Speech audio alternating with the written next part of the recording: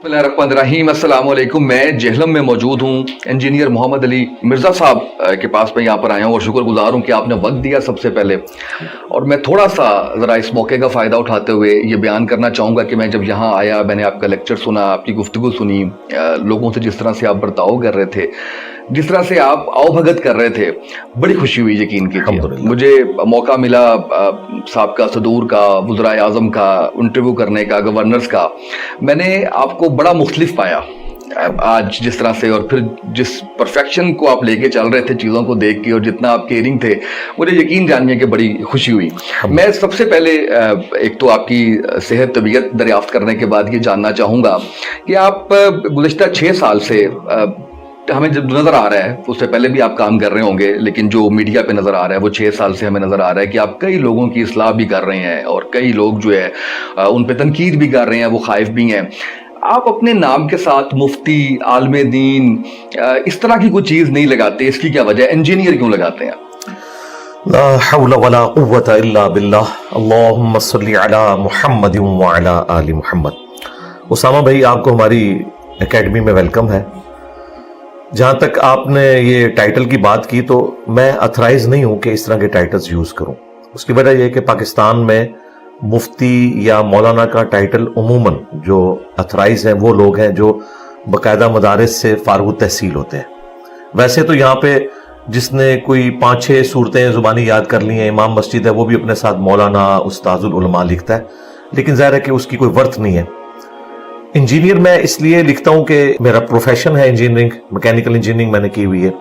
उसके बाद मैंने इसी फील्ड में ऑलमोस्ट 15.5 साल जॉब की है एटॉमिक एनर्जी के एक इदारे के अंदर, नेस्कॉम में।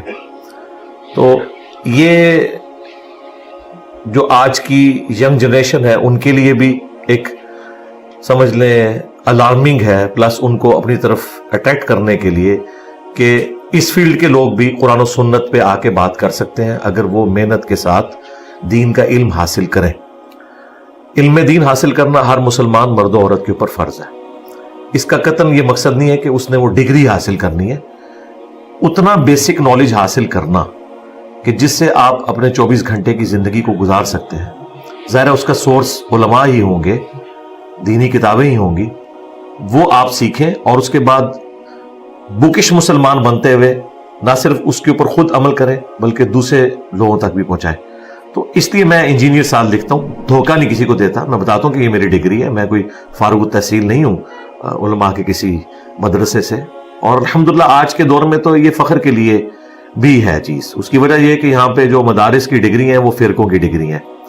अगर मैं मौलाना मुफ्ती लिखूंगा तो फिर वो अगली बात शुरू हो जाती है, ये कौन से फ़िरके का है, इसने डिग्री कहाँ से की, इसके उस्ताद कौन से हैं। फिर वो इस तरह इक्वेशन बना के ना अगले बंदे को 0 से मल्टीप्लाई कर देते हैं। अच्छा ये उसका मानने वाला है, भाई ये तो किसी और फिरके का। तो मैंने इन चीज़ों को दूर किया, कुरान और सुन्नत के दलाइल पब्लिक के सामने रखे, और जिस तरह आप ये कह रहे हैं पिछले 6 साल में ये टेक ऑफ पोजीशन पे काम आ गया। 2017 में जब पहली दफ़ा मुझ पे मर्डर अटेम्प्ट हुई, उसके बाद मेन मीडिया में भी डिस्कशन शुरू होगी और अल्हम्दुलिल्लाह दिन ब दिन ये काम फैल। माशाल्लाह। अच्छा ये बताइएगा कि हमें बचपन से डराया गया है मौलवी की जानिब से, ज़रा सी बात पे डराया गया है और बहुत डराया गया है, हमें डर लगता है। यानी और मैं ये कहने में यार महसूस नहीं कर रहा, हमें आपसे भी डर लगता है। फॉर इंस्टेंस मैं ये बताता हूँ कि आज आपने जैसे बात की, आपने कहा कि अगर बीमारी ना हो, अगर परेशानी ना हो तो फिर रब की ज़रूरत नहीं है। हम नहीं कह सकते, आप कह सकते हैं, आपका इल्म ज़्यादा है आप, लेकिन हमें ये कहते हुए डर लगता है।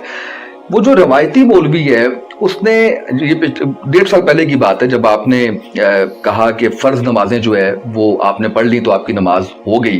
तो मैं जुमा पढ़ रहा था, वहाँ पे मौलवी साहब ने अपनी तकरीर के अंदर ये कहा कि ये आदत नहीं बनानी, ये बना ली तो गुनाह होगा। यानी वो इस बात पे बज़िद थे। हमने किस तरफ जाना है? देखें, ये जो आप बता रहे हैं ना दीन में आसानी वाला मामला, ये उलमा ने जानबूझ के पब्लिक को बताया नहीं है। जिनको पता था, मेजॉरिटी को तो पता ही नहीं है।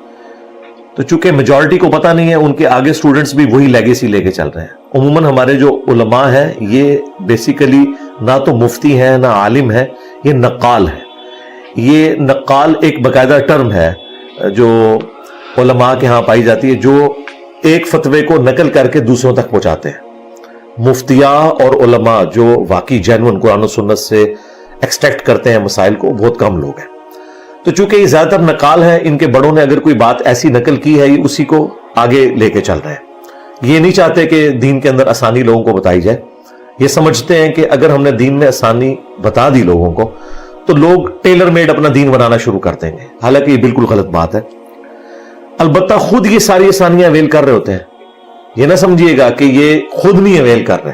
صحیح. میں آپ کو جنون ایک اہل حدیث عالم دین کا واقعہ سناؤں، حالانکہ اہل حدیث جو ہے وہ بکش مسلمان ہے ایز کمپیئر ٹو باقی مکاتب فکر کے، کیونکہ وہ ٹرو سینس کے اندر بخاری مسلم کو نہ صرف کوٹ کرتے ہیں بلکہ فالو کرنے کی کوشش کرتے ہیں.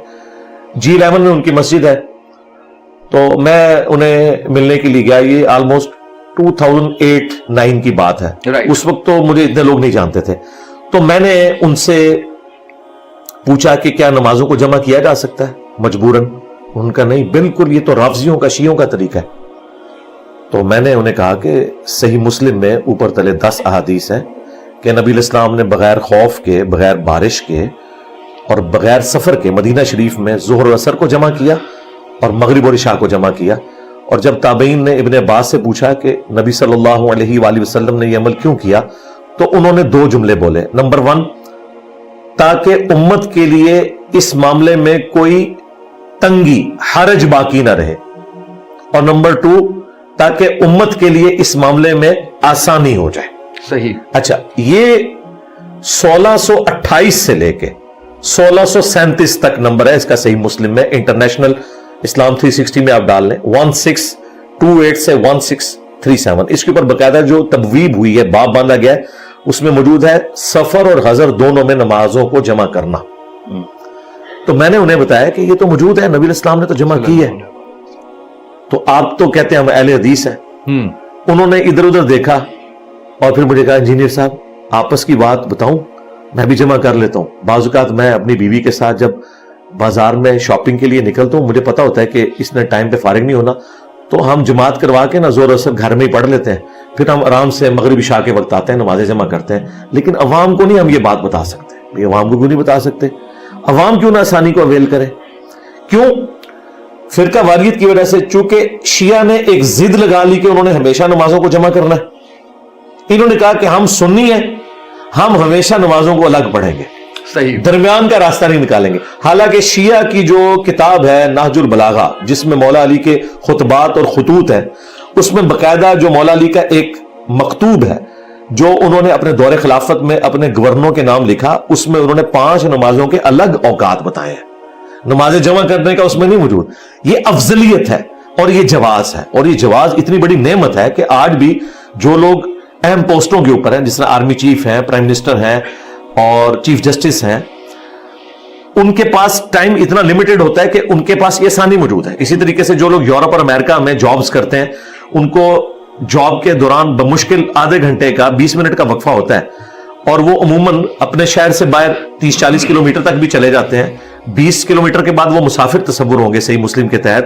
اگر شہر سے باہر نکل گئے وہ نمازوں کو جمع بھی کریں اور فرض بھی 2 پڑھیں، 2 ظہر 2 عصر. اس کی ایسے لوگوں نے نماز شروع کر دی ہے. اور آخری بات، صحیح بخاری کی حدیث ہے کہ دین ہے ہی آسانی کا نام. انہوں نے ہمیں یہ بتایا تھا کہ آپ دین کا علم حاصل کریں گے تو جب علم آتا ہے تو انسان مشکل میں پڑ جاتا ہے، حالانکہ جب علم آتا ہے تو انسان آسانی میں چلا جاتا ہے. اسے پتہ چل جاتا ہے کہ دین نے ہمیں کہاں کہاں ریلیکس رکھے. اور یہ ریلیکسیشن اللہ تعالیٰ نے دی ہے اس لیے تاکہ امت اس سے نفع اٹھائے. صحیح مسلم میں حدیث ہے، حضرت عمر فاروق رضی اللہ تعالیٰ عنہ سے ایک بندہ آگے پوچھتا ہے کہ سورۃ النساء کی یہ آیت ہے کہ اگر تم سفر میں ہو یا حالت خوف میں تو کوئی حرج نہیں اگر نمازوں کو قصر کر لو. تو اس سے تو لگتا ہے کہ حرج نہیں کا مطلب یہ ہے کہ نہ بھی کرے تو ٹھیک ہے، اور اگر خوف ہو تو کرنا چاہیے ورنہ نہیں. انہوں نے کہا میں نے سیم یہی کوسچن نبی الاسلام سے پوچھا تھا کہ اب تو ہم حالت امن میں ہے، کیا ہم اب بھی سفر میں نمازوں کو مختصر کریں؟ تو نبی الاسلام نے فرمایا یہ اللہ نے آسانی دی ہے، اسے لو. دیکھیں نبی الاسلام کی مینٹالٹی دیکھیں. اس سے بھی بڑھ کر صحیح بخاری میں اتنا اسٹانشنگ عمل لکھا ہے سیدنا علی کا، اس سے بڑھ کر میں نے اس لیے بیان کیا کہ یہ بڑا حیران کون ہے پبلک کے پوائنٹ آف ویو سے. ویسے تو نبی الاسلام سے اوپر کسی کا فرمان نہیں.